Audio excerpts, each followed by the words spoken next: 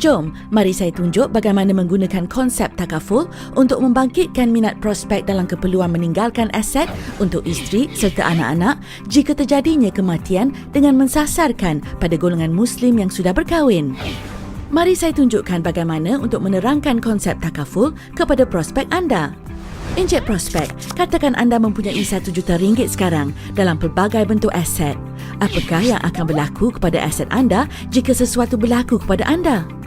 Adakah semuanya akan diwarisi sepenuhnya oleh insan yang anda sayangi?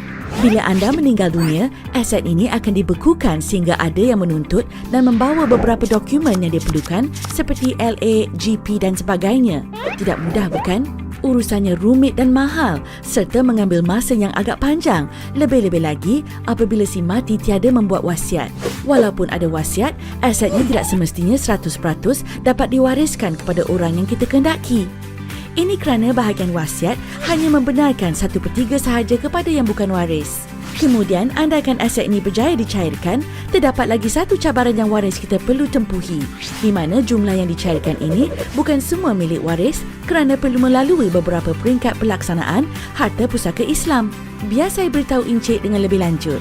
Antara peringkat-peringkat yang perlu harta ini tempuhi mengikut hukum adalah: peringkat pertama, belanja pengebumian encik.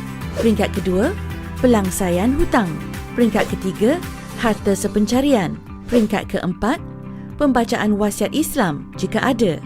Dan peringkat kelima adalah faraid. Peringkat-peringkat ini perlu dilaksanakan mengikut tertib dari belanja pengebumian hingga ke faraid. Ingin saya jelaskan di sini bahawa pada peringkat faraidlah terkandung ahli keluarga terdekat kita termasuk isteri dan anak. Ini bermakna mereka akan menerima bahagian mereka pada peringkat terakhir sekali.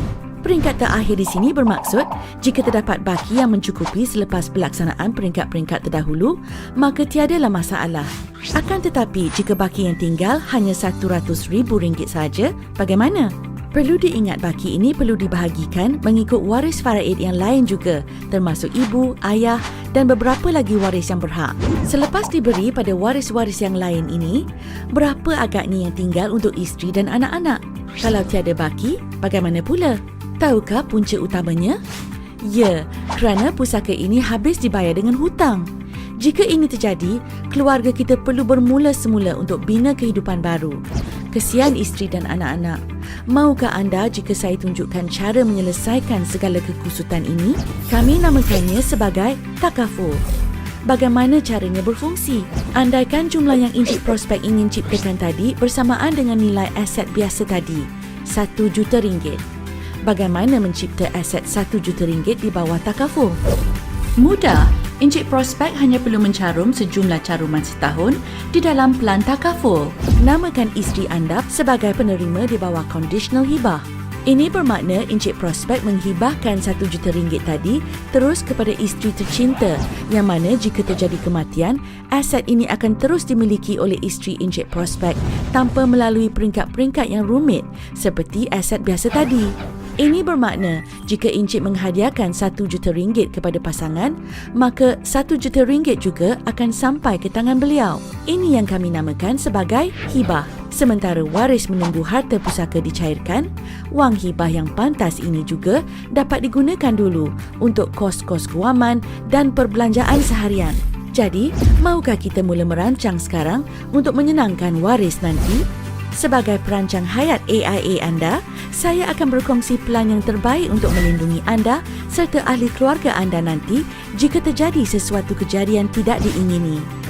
Perancang hayat AIA, anda boleh berkongsi konsep ini kepada prospek anda. Kenal pasti 3 prospek yang akan manfaat daripada konsep ini dan buat janji temu dengan mereka hari ini. Jumpa lagi di dalam Pocket Learning Series yang seterusnya. Jangan ke mana-mana.